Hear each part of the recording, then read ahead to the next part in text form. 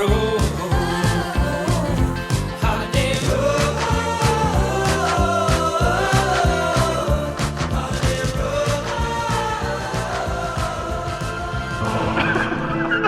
road. This is Infants on Thrones, the philosophies of men mingled with humor. We are the Quorum. Infants on road trips, they talk as they drive a car. They drive around and talk all over the town. It's Infants on road trips. Infants on road trips. They talk while they drive a car. Today's episode, the Sunstone. Yeah, Is it recording? it is recording. All right, so yeah, you're just gonna hold that on your. Okay, yeah, this will be better. All right. Hi, Glenn. Hi, Matt. And so we just recorded about 10 minutes that ended up not recording, so we've got to go back and recreate it. So That's the best podcast ever. When you try to recreate an organic conversation that becomes what completely was spontaneous, and now it's going to be disingenuous. yeah. But the disingenuous podcasts take a ton of work and Yeah. rely solely on your donations or something. Oh. See, and we're gonna have that conversation in a minute too. That's going to get cut out. I'm not going to use that. I'm not going to call Mormon stories and John Dehlin disingenuous. No, but I do want to have. Okay. We need to talk about that conversation. Yeah. All right. Because we had a couple of good conversations with John. Okay, so Matt and I are driving back from Sunstone, and we've got several hours ahead of us. We don't have that much battery on my computer, so what may happen is that we have a really good, crisp-sounding recording, and then it changes to a less good, crisp recording because we have to switch to a phone or something. Right.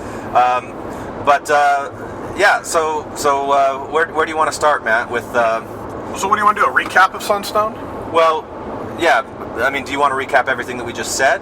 Where you talk about how much you love me and you didn't realize before the drive up that you loved me as much as you actually do now? That's a paraphrase. It was something like that. Yeah. But yeah. So we drove up together. We had a good time. Oh, I had a good time. Did you have a good time? A very good time. Yeah. Yeah. Turns out, actually like Glenn. Yeah, and like Matt's job, which he's totally burned out on, but his job is so much more interesting than mine is. Getting to listen to some of the things that are going on and that you do, and how your brain works, you know, solving those problems and all the things that you just understand that come intuitively to you. It's so impressive. Oh, that's very nice. Yeah. All right, let's pause the audio for a minute to make out. Yep. Well, or you keep driving and I'll just, Okay. We'll see where it goes. So this is our second time at Sunstone. Well, technically our third. We did Sunstone last year, Salt Lake, and then we did a regional in Mesa. conference in Mesa, and then back at Salt Lake this year. But this was a little different. Well, I should say, what did you feel about last year? Well, and I think I talked about this, last year after Sunstone. I felt really nervous and anxious. I wasn't that comfortable being there.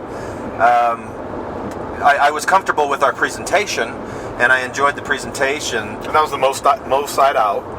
Yeah, when we did the most side out. The thing on Inside Out, and we were the emotions. Yeah. It was really good. But I felt like this social anxiety that sometimes I feel, but what was really magnified last year, and was a little worried that this year I might have that same experience. But we got a booth. We were selling some merchandise at the booth, and I think just having that space where we were really helped me personally. But it was great having people come up and talk to us and share their stories. And last year people coming up and really liked the podcast and can I get a hug or just want to meet you guys was really just weird. It was awkward for you, and I know it was awkward for me, and a lot of the guys kind of said that is we weren't really I guess comfortable in that role, and And this year we were Well, this year was different. It felt different anyway. You know, in our panel discussion, which was recorded and will be published, you had a comment, Matt, about like don't anybody mistake this is feeding our ego what we do, and I don't disagree with that, but I think there's a difference between the type of ego feeding that comes virtually through what we do, and actually being with people in person who look at us in a way very differently than we think of ourselves. You know, so it's like we've never wanted to have the cult of personality thing. We've never wanted to think of ourselves as being celebrities in any kind of way. And if that happens, and we can, it's just that's the part that's uncomfortable, and it's not that's not the ego trip, at least for me. Yeah. Well, and then what I think what a better articulation of it for me is. Oh, better than what I just said is what you're saying? No, than what I said when I talked about feeding ego. Oh, okay. It's not that it feeds the ego. People talk about when we say things, it validates them. Yeah. And having people come up and talk to us and thank us for what we do, and or talk about a podcast episode they like or something that was said, that validates me. Yeah. And so that's what I mean by that when I say it feeds the ego. But so we had our booth and got a chance to talk to a lot of listeners who came up, and I was so incredibly just impressed with the quality of people, the thoughtfulness and their stories, and they were touching. And right, because we mostly think that all of you who are listening to us are losers, right? I mean, that's kind of our default assumption, is that only a bunch of pathetic losers would waste their time listening to anything that we have to say. It felt like I said that, but I don't think that wasn't what it meant. That is exactly what you meant. No, but I agree. Meeting many of you face to face and hearing your stories. So who are some of the people that you remember? What are some of the stories that you remember from Thursday? We go back to and Thursday was there wasn't that many people at Sunstone on Thursday just because of logistics, I think, and so it's the least. Seems like it's the least attended day. Yeah. But there was what I was surprised with is the age of the people that came forward. It was older than what I thought our typical demo is. Yeah. You know, we figure we're younger, 30 to maybe a 30 to 50 year old demographic. Yeah. Mainly because we are infants, just kind of. That's our age. Yeah. And with the content and some of the swearing and all that, I just figured, well, it would be beneath some of our more seasoned people, I guess, or maybe would be beyond it. But a number of people came up, and I remember one couple in particular, and I don't remember names, and apologize, but who were fairly recently out, and as I recall, at about 60 years old, talked about just going out recently and how hard it has been after all these years, and their story was just incredibly touching and heart-wrenching, really. Yeah. And I think a story that is fairly common in ex-Mormon exit narratives is how you get shunned by your parents, or you get shunned by your siblings, or you get shunned by your friends in some kind of way, at least during a part of that exit. And here we're talking to people who have raised their kids in the church, and then they leave the church, but their kids are still very active, and they're being shunned by their kids, which, I'm sure we've talked with people in the 4 years we've been doing this podcast that have shared that sentiment with us, but that was something that really jumped out to me, and seeing the sadness that causes them, the hardship. Tom Phillips talked about that, right? Yeah, definitely was reminiscent of that. But that was a story that I don't think is as common in the way that it gets expressed in these ex-Mormon narratives as it is common that it actually happens. Right. And I think that was something that was eye-opening to me. And maybe the demographic of Sunstone on a Thursday is older. I think so. People that are coming that have gone to Sunstone for years. And but we talked about that dynamic and the idea of a child who you taught values to. Right. and you said this is what you're to do, and this is what we're trying to instill in you, and then you shift, and that child has maintained those original values or those original beliefs that you provided, and how how much heartbreak that can cause when they when the kids kind of follow that path and maybe have a reaction to a parent leaving, and what a different dynamic that is than the reverse of that. And I guess I don't think about that as often because it's not the typical narrative we hear, as you mentioned. But that one was, and it was just so neat to get to neat. Yeah, so it looks kind of weird. It's kind of so neat. Yeah, it was neat. We've been in Utah for 3 days, so we can say things like that. I never say that, but it was really neat. You can say it was nifty.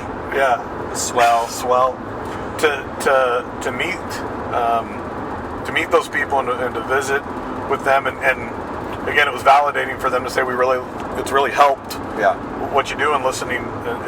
And then the other one, the story that I remember was, oh shoot, I don't remember the name, but it was a young girl that Danny, that's right. Yeah. And I almost said that, but I didn't think that was right. Yeah, it was. Came by and just and right now, as Danny's listening to this, I can picture the expression on her face. Yeah, right. Comes up and says, I just wanted to meet you guys. And then she walked away, and then came back and asked for a hug from each of us, and that was really touching. Yeah.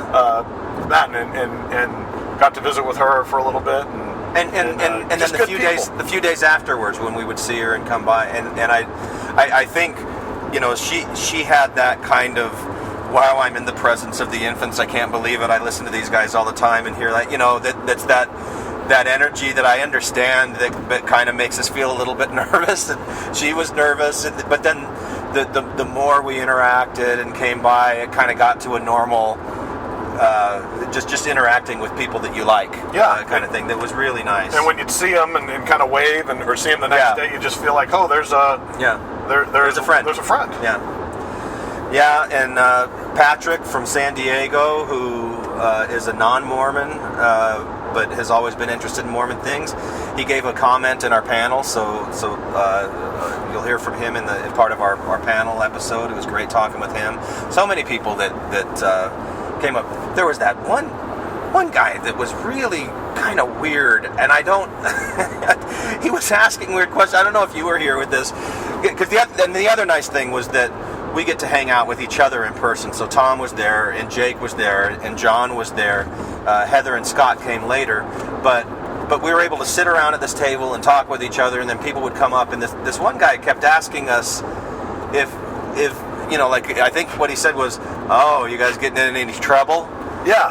Like, what do you mean? What kind of trouble? He's like, and then don't you ever worry for your lives? What? Yeah, like we're going to be assassinated. Yeah, like somebody's going to come in with the machine gun. I'm like, well, I am now. What do you know that we don't? What? It's like, but I think that is maybe a common question that people have is, because the things that we say can be looked at as offensive to certain people and disrespectful to certain. Well, set aside people the machine gun thing. The common question we got is, how do you avoid excommunication, or why? Right. Yeah, that's where I was going with that. Yeah. Which I guess I was surprised at that people would expect that, but maybe I shouldn't be, because they look at John, they look at Jeremy, they look at Kate Kelly, and kind of think, well, why not us? Well, I think it's that's a symptom of the fear culture that the church propagates. So there's always this fear of violation, that you're going to have some kind of retribution, for stepping out of bounds, for stepping out of line. Saul's wife that turns around and violates the commandment to turn around, but she does anyway. She's turned into a pillar of salt. There's all kinds of stories like that reinforce what happens when you go outside the lines and you violate the norms and the values and the standards. And so we clearly, obviously, are outside of that, and we're violating those norms and standards and do not recognize the authority the Mormon Church or the Mormon Church leaders in our lives at all. And so there's that question, and maybe they're perplexed. Why is it that nothing has happened to you? Why aren't you turned into pillars of salt? Or, or at least excommunicated. Yeah. And so. So, and we think I think the reason is that we put ourselves outside the church anyway, so they don't need to come after us or make sure that the members are aware that we are outsiders by excommunicating us because we've already done it for them, essentially. But I'm really was so.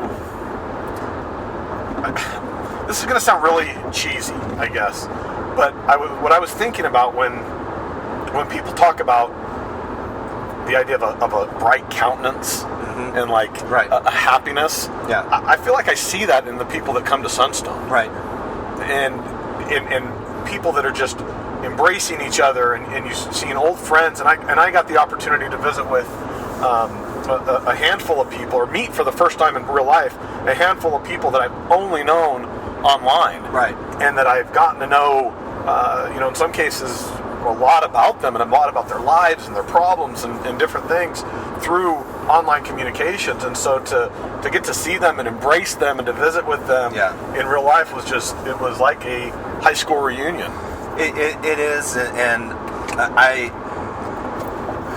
think we mentioned this when we were talking with Lindsay, who is the director of Sunstone, and just has done such a phenomenal job of, I think, breathing life into the Sunstone conference over the last few years. I mean, really, can you say?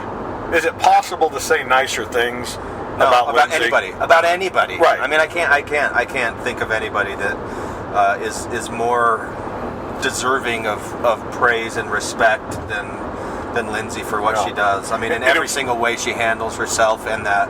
And the conference and the organization of it, it's just it's great. Absolutely nails it. It's funny, our wives, because Krista wasn't there, but Kristen and Lonica were there, Scott's wife, and they both just separately and together. I really like her, and one of them said, I'd really like to be her friend, and I think that's what a lot of people feel is I want to be her friend, and as a result, Lindsay does have so many friends and deserves that, but I know, and that's not just don't need to lick her balls or wash her balls anymore. Well, I'm sorry, I didn't mean lick. I meant wash. Sure, you can do whatever you want with her balls, but that's between you and her. I'll let you work on that. I'm trying to channel Tom there. I think that's a Tomism. Yeah, maybe. Yeah, his is wash. That's what I went for, and I went with lick. I know. Lick. All right. Yeah, that's what I meant. So I remember for years back, John Dehlin would say, we should create a big tent Mormonism community and have some kind of like Mormon Palooza type event where people all come from different things, and that's what Sunstone seems to be becoming. Heading to, not quite there yet completely, but much more than anything else that I'm aware of. Yeah, and each year seems to be more and more of that. So I was super impressed with the people, and I didn't get to interact with a ton of people, but we had our spot, we had our corner. And some people I would feel like they would walk by and they would look at us and kind of maybe scowl or frown a little bit, turn walk their nose away. up, certainly. And that may just be me reading into that. You picked up on that.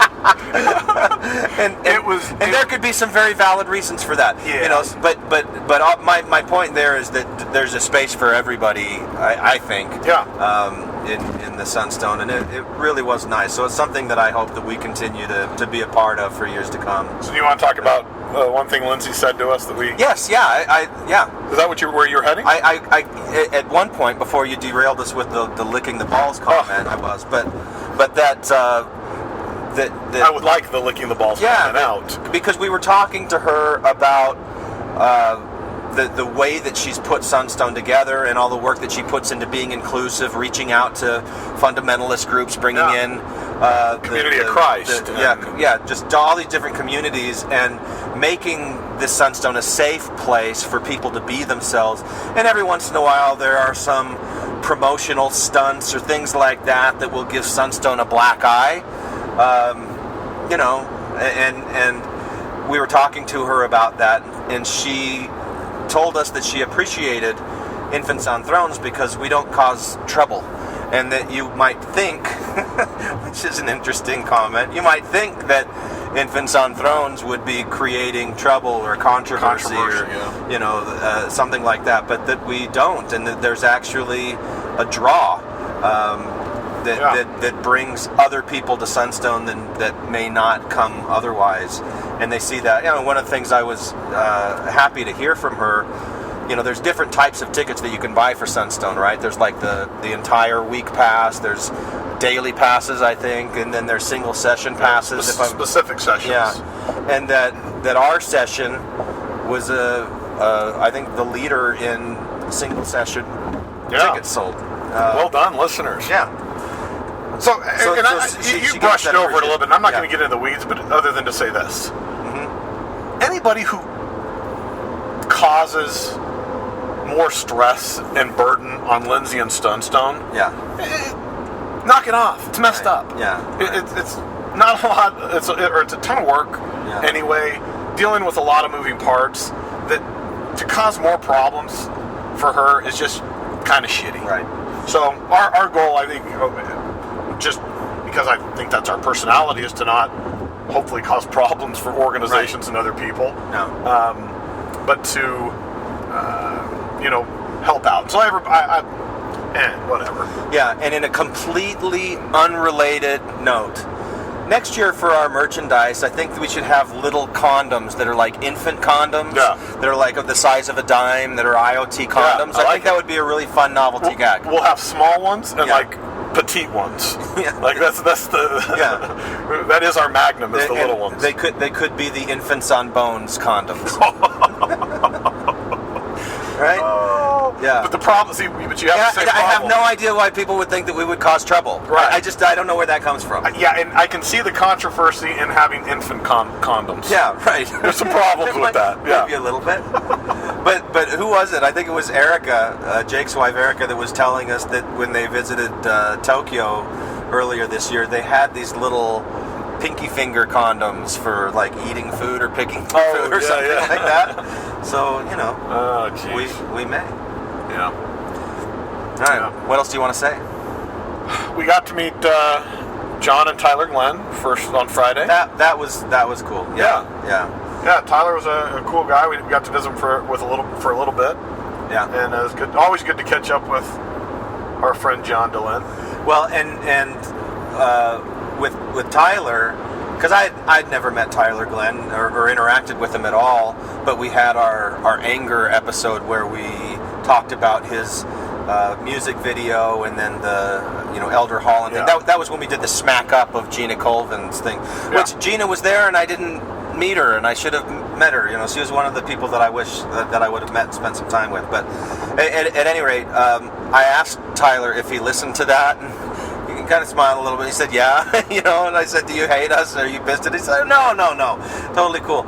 And then I said, "I got to ask you this question." So I speculated that the robe that he was wearing in the video was modeled after Lucifer's priesthood robe in the Temple movie. And I thought it was a good catch. Yeah. And he said, no. and I liked what he said, though, about that. He said, I'm talking tomorrow, and I really don't want to go through some of the symbolism and why I did what I did, because I've really enjoyed hearing people's speculation and interpretation, what it means to them. Which I totally dig, because that is kind of art. When they come out and say, no, this is actually what it means, sometimes there's I don't know, it takes away, but it's fun. The speculation is fun, and I think that's what makes art really good, is when it can get that reaction and get people to think about it. So and it was nice catching up with John and talking to him about his recent controversies. Since he came on and was we called it the reluctant atheist. Tongue in cheek, the reluctant atheist. That we're just joking, not really, but sort of, but really not really. And what was it? Then the Scott Gordon thing that happened afterwards, and then Dan Peterson picked it up. Tried to slime him, or tried to somehow call into question his credibility as an atheist, and John, who does say he has hope, although I think candidly we think he's an atheist. I mean, I'll say I think he's an atheist. I don't think that hoping that there's a God disqualifies someone as an atheist. Right. I think that there may be plenty of atheists who would hope is such a like what do you actually mean when you say that you hope that there's a God? Right. It means that you hope that there's some love out there, that you hope. Yeah. What does that mean? Do you hope that there's some guidance? Well, we just stopped by the cemetery in Provo so Kristen could see her mom's grave, and she mentioned that. She said, the idea of being able to see her again would be really nice, and so I think she articulated hope. Yeah, that doesn't mean that she's not an atheist. Right. That doesn't mean that the way that she's living her life now is going to be, I got to go back to church and I got to get all these ordinances done that are necessary for salvation. Right. I got to pay my tithing and go or to even the I need to start praying to a being, or acknowledge a being in my life. So I think so. But we listened to the AMA, and Glenn. John did a Facebook.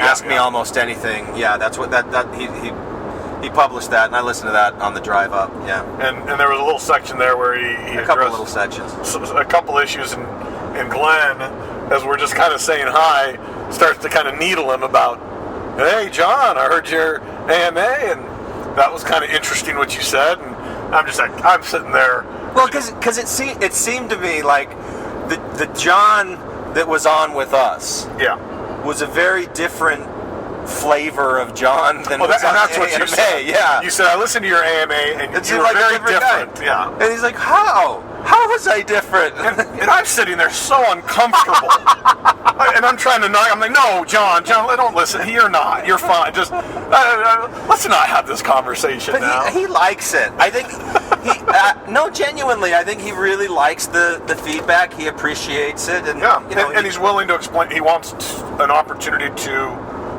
explain himself, and he knows that we're friends, and that we're at the end of the day, any needling or teasing, it's we're supportive of each other, and it's not I don't contribute financially to what he does, but I support what he does.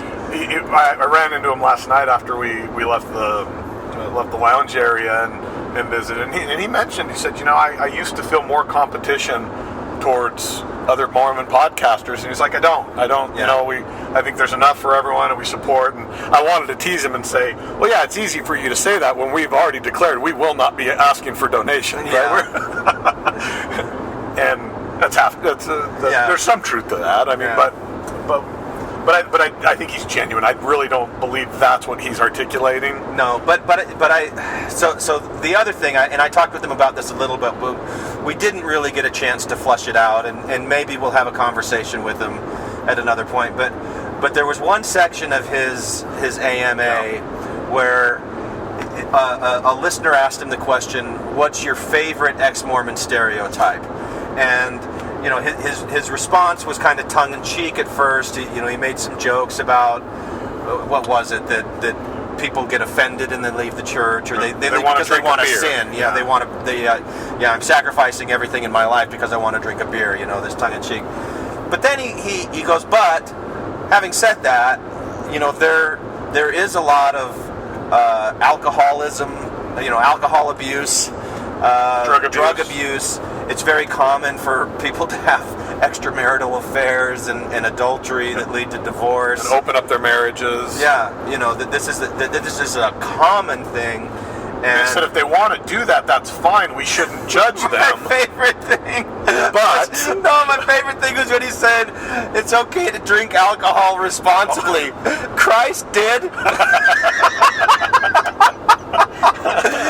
Oh, Christ drank responsibly. That is awesome. Although I call into question that, because there's a reason he had to turn water into wine, and that's because they had consumed all the freaking wine before that. Yeah, right. But not him. He never rode on a donkey while drunk. I think we need to make that clear. Yeah. But then he says, don't judge these people for doing that if that's what they choose to do. Show them. We should show them empathy and not judge them, which I think is a good message, right? But and is genuine. And then he goes, but when we leave Mormonism, we should have a higher standard. We should live a better life. And I'm like, John, how can you say let's not judge, but let's be better than? Right. Like what is that? And I don't think that there's anything disingenuous in what he's doing or saying. I think I'm splitting hairs and playing a semantic game with him. But that's where I said it's not easy. I told John it's not easy when your critics and your enemies. Enemies? I'm not an enemy. No, It's a friend. I said when your enemies parse through every word, but also your friends do that too, which we are, and we. I thought you said when your friends are assholes. I did say that. Yeah, you said it's not easy when your friends are assholes who parse your every word that you say, and critique everything. And it is, and we should be more, maybe kinder when somebody's speaking extemporaneously and trying to communicate something. Yeah, because we do that too. Yeah.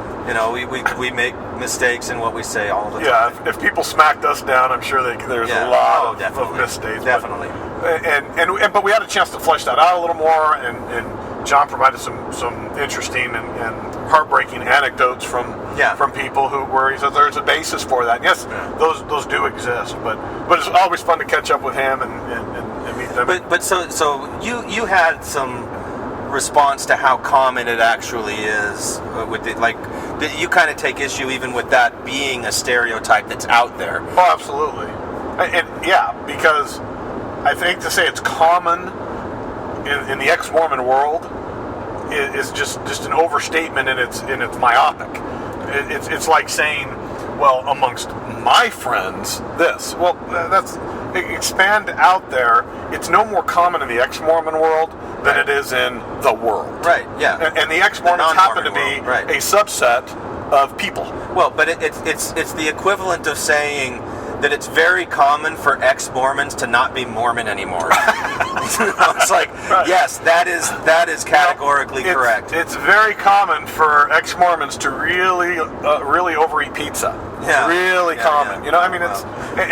It's just as common for Mormons to overeat pizza. But where Mormonism is defined in part by these codes of morality and the word of wisdom, that when somebody leaves Mormonism, of course those standards no longer apply for the same reasons, and so there is drinking, and sometimes and I've worried about this myself, and am I going to become an alcoholic? Sure. What does it mean to drink responsibly? I don't have any experience with that until I've left the church, so it's something I'm having to learn and try and figure out. And the problem, I think the problem we all have is that somehow doing that is not trading up, or is trading down, or is John applying. That's a form of judgment. Yeah, John applying the standards of Mormonism as the measurement, I think is flawed. Of what's higher or lower standard of life, Because there's an argument to say, okay, yes, there are potential risks with alcohol, or with if drugs are involved or whatever, but there are other risks in staying Mormon, or in the things the other things that come if that's not an issue. And John, if you want, or anyone want to talk about alcohol or drugs, well, let's talk about prescription drug abuse in the Mormon Church. And there are real problems in the Mormon Church as well. It's just, it was odd for me to hear him talk about those things as alcohol in particular as somehow that's trading down. And I think a lot of the people that I know that are divorced or have gotten divorced after becoming ex-Mormons, they're genuinely and substantially happier now as a result of that divorce. And it turns out that they were in an unhappy marriage, and that the conflicts in Mormonism, if that's what it was, turned out that wasn't the only conflict or even the real conflict. Once you strip that away, you get a chance to see that there are other fundamental problems here that should result in this not being a relationship. So it's unfair to characterize that as somehow trading down, I guess. And something that you just said reminded me of a couple of people that we talked to who had been through a divorce, and their story was that the church was the common link between them. Yeah. And that they both left the church together, and then as they no longer have this common link, they realize we don't really have that much in common anymore, and that there isn't anything that really draws us together, and they separate, which is always a hard thing to do, especially, when you have been so close with someone in your life. But just to say that that's not just a painful step in improving your life, okay, maybe there's a little dip where you're feeling it's trading down or something, but ultimately it can lead you to a better place. And so I always applaud John for his attempts at inclusiveness. Sometimes I think he overextends himself there. Like to say let's not judge and then turn around and say a comment that kind of relies on judgment. I think if we could explore that and say what are healthy ways of judging, what are unhealthy ways of judging, instead of just let's not be judgmental, but let's just be better. And that's a funny comment to me. It is, but there's a real Mormon hangover anytime anybody's going to focus on something like alcohol and say, well, I know a lot of ex-Mormons that have become alcoholics, therefore, alcohol's bad. No, there's a risk, but it's one of many risks of in life, and that can affect. There's an argument that video games or other things can also take away from the quality of life. And I think it's a little myopic. But I mean, that being said, I can't. I genuinely have such affection for John and consider him a good friend, and do love what he does. And it's always fun to give him shit, quite frankly. It is a lot of fun. On the alcohol thing, I just remembered, my attitude for such a big part of my life, part of my youth, and I was telling your daughter Dylan about this a little bit. When I was in high school and people around me were drinking, and I really disapproved of it and was trying to help them create activities and things through the school that they could enjoy themselves and not be drinking. I always took it as a badge of honor, and this sounds so douchey now, but I don't need alcohol to have a good fun. time. I get high on life, like that whole kind of thing. And that was just how I felt for so long. Yep. And so even when I came out of Mormonism, it wasn't like I'm rushing to experience drinking alcohol, but there's this movie that my family has watched since I was a little kid around Christmas time. It's the Albert Finney version of Scrooge. It's a musical, and there's one song where the ghost of Christmas future comes to Scrooge. He's got this big goblet of wine, and he gives it to Scrooge, which turns Scrooge from being this grumpy old man to laughing and giggling and feeling happy. And this is the milk of human kindness, is what it. But it's clearly an intoxicating drink that he's. And so I'm watching this, and the song that they sing is "I Like Life," and they're enjoying life by drinking this. And I thought, okay, well maybe I'll try it.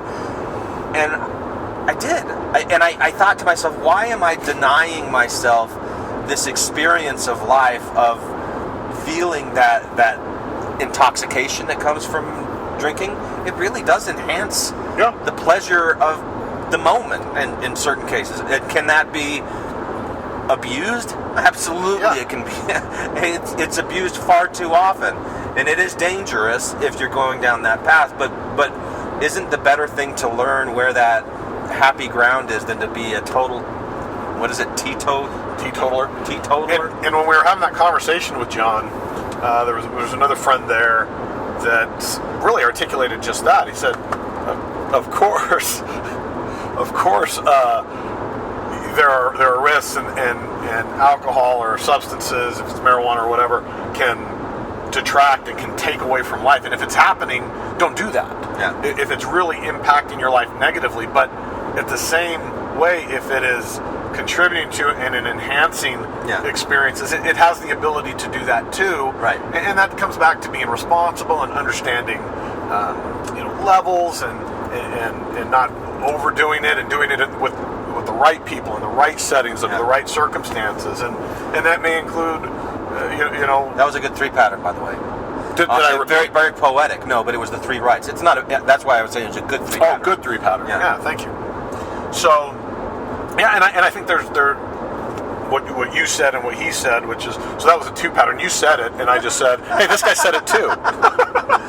Yeah. A little long, make this thing a little longer. But, Yeah. But no, that it was a good articulation that I haven't been able to really articulate in the past, and I'm going to steal it. So, and I've seen that in my life. And have there been instances where it's detracted from my life, or nights where I really, maybe regretted having that other drink? Yeah. Yeah, absolutely. Right, because you got a headache the next day, Or even I got into an argument that I otherwise wouldn't have gotten into, or something. That happens. You? Oh, yeah, I know. You wouldn't have gotten into those arguments anyway. Are you sure? I believe yes. I think Okay, that's- all right. And there's one time in particular I just remember my wife and I clashed, and it was we were both happened to be in a state and and it was probably the type of alcohol just made us kind of grumpier, made us more angry, and that's generally not what happens. I'm generally happy when I start feeling the effects, but this one time it didn't, so I regretted that. And so you learn from that and you dial up. The answer isn't, oh, well, we will never drink again. It's, well, we will never drink like that in that setting again. This is such a weird tangent that we've gone.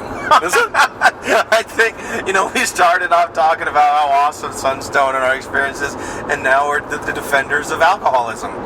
Not alcoholism. I know. But yeah, but I think it's an important point because it's not talked about enough. It's always, even for drinkers, it's all or nothing, and especially early on, I think it's important to talk about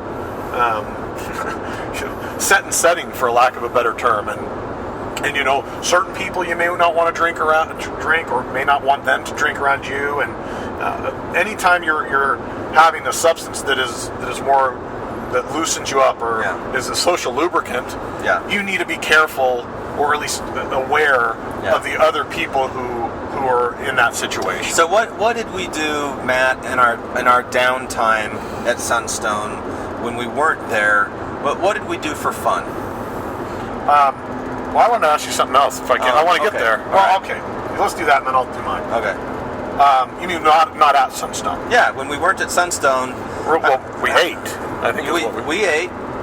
Yeah, we ate and hung out at your mom's we and hung out with my mom. With your mom and stepdad's Yeah, house. we went. My mom was so gracious and excited to have us there, and such a great host. But here's what I wanted to know. Do you think that's how they live, like all the time, or was that like for us? Was she just? Which part?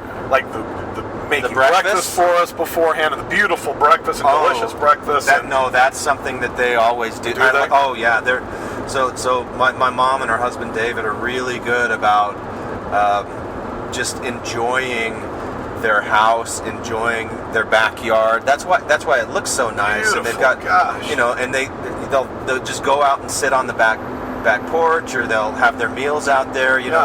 Sitting by the breakfast table in the nook with the windows open and just feeling good, feeling happy, and it is an experience in and of itself. Kind of doing that. Simple, just very simple pleasures. So the thing that I think is funny, and the reason I asked you the question is, and maybe it goes to Lindsay's comment about who the infants are and what the infants do as troublemakers. We went to my mom's house. We played ping pong in the basement.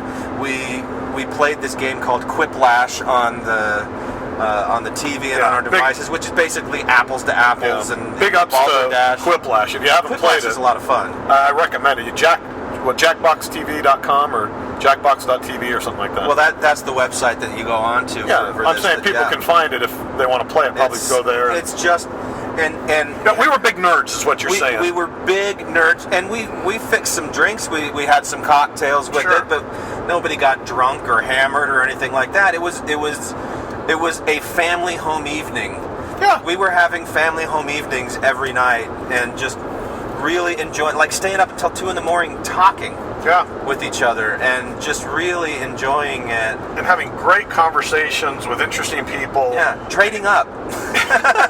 Really, but hearing, what I was struck by is how much I enjoyed visiting with people that are older than me. Yeah. This week. That you normally just judge as being older, fuddy-duddy, kind of, remarkable. Yeah, right. And maybe that's just a reflection on the point of life we are. We are older. We're in our 40s now. But we did. We didn't have this infant's, rager. Yeah. We didn't go out raging. That's not.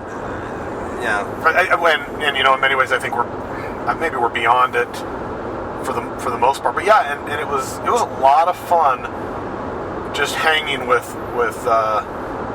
these people. And actually, that dovetails to what I wanted to say, which was I just want to talk about the infants. Yeah. And we don't get to associate or just hang out socially because of logistics and where we all live. And so to get a chance to hang out with Tom for a while, which we don't get to do, and just how Tom is Tom, whether he's on a podcast or whether he's in a living room, we're just hanging out, or whether he's at the table at Sunstone and we're having the same banter, the same conversations. Or at the dinner table, just silently sitting, rolling his eyes with every bite that we take, and just like, this is so good, because we're all foodies and Tom is not. Yeah. And like, oh, come on, you guys. Yeah, I want to flesh that out a little more. Because we had some great meals. And I'm gonna unintended or without any expectation plug a couple places. Yeah. Okay. So the pie, what's it called? Pie. Pie Pizzeria. Pie I think it Pizzeria. was. Yeah. That was great pizza. That was really good. Yeah. Yeah, really good.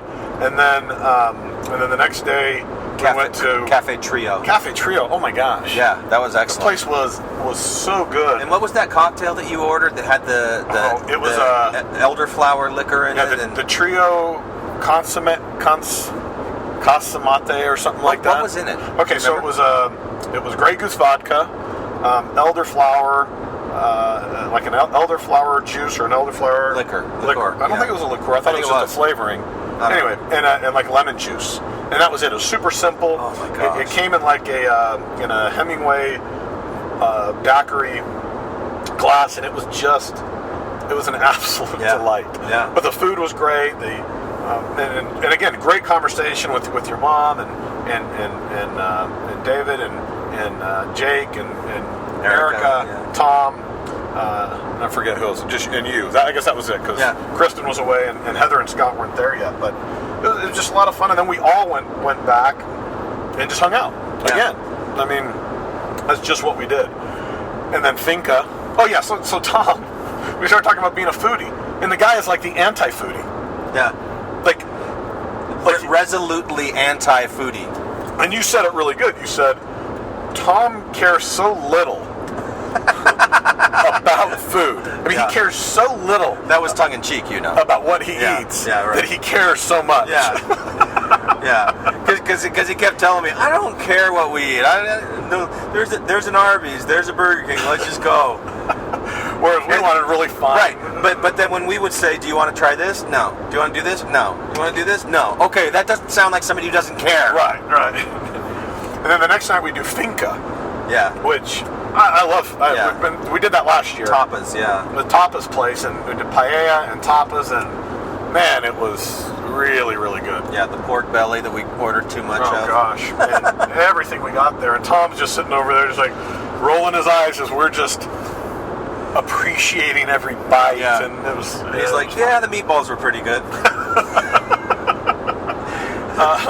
But yeah, so the infants and getting to visit, and every time we get together, I feel this way. And so, when Bob and Randy weren't there, but Randy and I had been long friends and before the podcast, and so we love getting together. But when we hang out with Bob, I love visiting with Bob in person. He's a lot of fun, and this is the first time I got to meet Heather in person, and she just fit in as comfortably and as easily in person as she did the podcast, and so that was a lot of fun.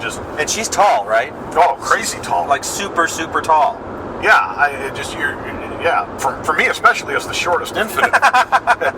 You're going to embrace that, huh? Well, at 5'10" and a half. Yeah. Well, Bob's like 5'6". Yeah. Bob's maybe 5'6". 5'7". Yeah, and Bob, if you want to say anything different about that, you're gonna have to come on a podcast. Yeah. Go ahead, come on and dispute that, or show up at Sunstone and get a picture taken with us to prove it. Yeah. But, and that Scott guy, he's okay. Yeah, he's all right. We're kind of meh. Who's Scott? Scott's the other. Okay. Yeah. Scott's the George Harrison of the infants, the forgotten silent infant in the background. But that when he really hits, it's my gosh. While my guitar gently weeps. It's solid. Something, and all the Scott's awesome. That's right. And to get to hang out with he and his wife, and which we do in Phoenix, they're our closest friends, and Jake and Erica, who I'm washing everybody's balls, but I just have such love and affection for all these people. I have such love, I have such affection, and I have such good feelings. Wow. For each of these people. Yeah. 3 completely different ideas strung together. That's nice. That is good. Love and affection and appreciation. And Jake rolled out his video, which, oh my gosh. Yeah. The new Brother Jake video that is a parody of that presidential musical. What is it? It's Franklin the Musical. Franklin the Musical. The black kid from Charlie Brown is what we figured out. No, I couldn't remember Hamilton for the life of me, and I kept calling it Franklin. But it was so good, and maybe it's good that we don't live together, because I don't know that we could get together that often. And we could, and we would, and it would be awesome. I know, but it's so fun to get together, and you just realize, or I realized, I guess, the summation of Sunstone is, man, these are my people. This is my community, top to bottom. These Sunstone people, the people that come there, and I'll include in that the believers that came. Yeah. I mean, we interacted with we got to meet some people who we have a very have a close relationship to through friends and family members that we've never met before. And they're a little more on the believing side, and gosh, you feel like your family, and embracing them, and I come back to that countenance thing, and everybody just seems to be light and happy, and although life's complicated and there's trauma associated with leaving the church and those things, there are also so many rich experiences and rich relationships as a result, and it's a good reminder for that. Yeah. And it just re-energized me, and this is worth doing, and it's worth talking about, if for no other reason, to interact with these people. Were you there when Bill Reel came over and talked to us? No, I visited with Bill another time. And what is it's the Mormon Historian Podcast? Is that what it's called? I thought he was Mormon Discussions. Mormon Discussions. Mormon Discussions. And Dylan needs to pee. Okay. And the speed limit is 8. Okay, you're going fast enough. Kristen was complaining about your speed, I think. That I wasn't going fast enough? I don't know what her text means. Okay. So, meeting guys like Bill, just such a cool guy. And I don't listen to other podcasts, and I feel like I'm unplugged really from everything else that's going on around us, and I feel bad about that, but I loved the chance of sitting down and just talking with him for 5 or 10 minutes and getting to know him a little bit. That I don't know how much we would agree on as far as and I don't really even know now how much of a believer he is. I know that he's active and wants to, probably in that New Order Mormon space, the Nom space, but what a great guy. We could have a really interesting conversation with him that's not like, oh, Mike Tannehill's the only one that we could ever talk to that's a believer. Right, and what was the Blankenagel? Is it Bryce? Is that his name? Is that the Naked Mormonism guy? I was going to mention him. He came by and talked about doing some collaboration on some stuff and just some... Seems like a real nice guy, thoughtful, doing good work. And a number of people asked me if I'd listened, and I feel bad when I say, oh no, I don't listen. And it's not because I think I'm too good. I just it's just not something I consume. But he's doing good work, and to meet them. And I did want to give a shout out too. The listeners are so kind. I mean, it was incredible, the people who want to contribute to the podcast in some way. Right. And you know, we're down at the truck, at the food trucks, and Bart, you know, was so kind and wanted to buy our lunch and talked about, you know, starting to listen, and his wife's a big fan, and got to visit with him, and you know, not just that he bought a sandwich, but just super nice and thoughtful and just nice guy, and it was just fun to get to know these people. So what did this experience do for you personally, Matt, as far as your burnout that you've been experiencing recently? I was feeling less burnout, you know, after talking to John, but this, I mean, it has absolutely re-energized me, and to talk about this stuff, and say there's real value in talking about what we talk about, and that because Mormonism has influenced us and instructed our life, that maybe I don't need to embrace, or I don't need to reject that and say, well, I want to be non-Mormon and I don't want this to be a part of my life, but to embrace it and say it has added to my life or got me to a place that has enriched my life, and a lot of that trauma that I went through in retrospect is also enriching and enhancing and magnifies so much of the good things in life. I mean, I think I can appreciate, like you said, visiting with your mom and Dave with a cocktail in hand better than if I didn't know what the alternative was. Right. Yeah. And how about you? Well, I the same way, and I think I really like.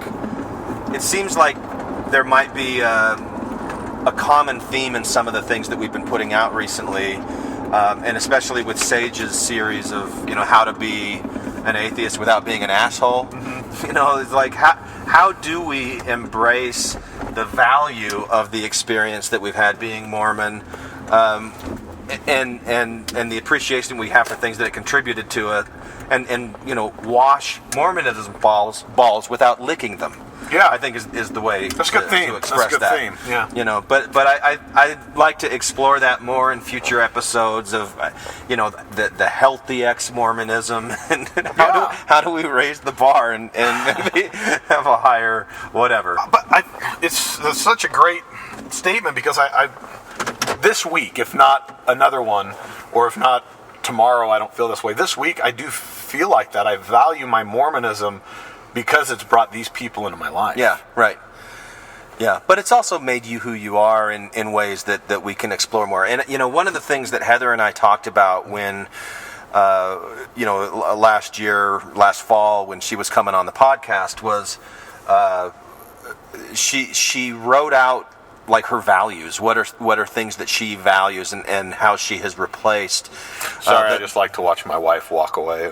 Me too. Enjoy, yeah. Oh, no, I'm right there with you, man. No, I know exactly what you're talking about. Exactly. But that Heather has this list of values that I've wanted to sit down and have that conversation with her. I think we should do that. Yeah. And what are the codes that you live by after Mormonism has contributed what it contributes and has nothing more to add? You know. Yeah, and man, Sage,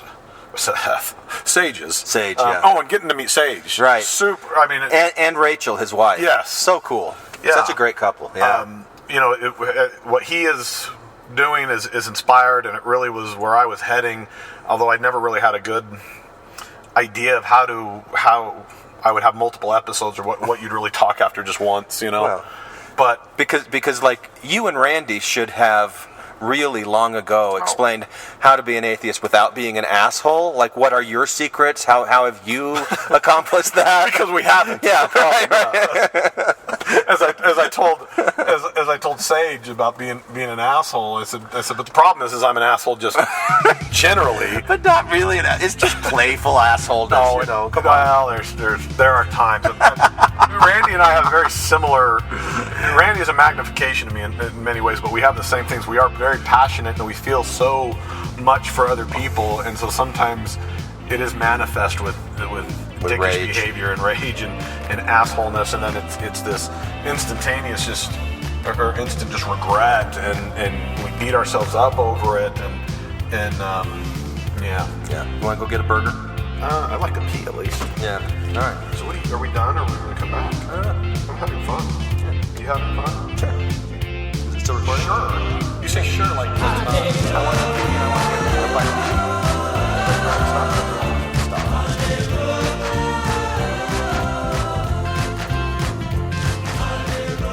Hi, this is Hillary. Matthew, Ryan, Carol, Keith. Ashley, and I like to play bingo online while listening to Infants on Thrones. You can comment on this episode on the website, infantsonthrones.com. If you really like what you hear, give the Quorum a 5-star rating and write a short review on iTunes. I did. Anyone for the closing prayer?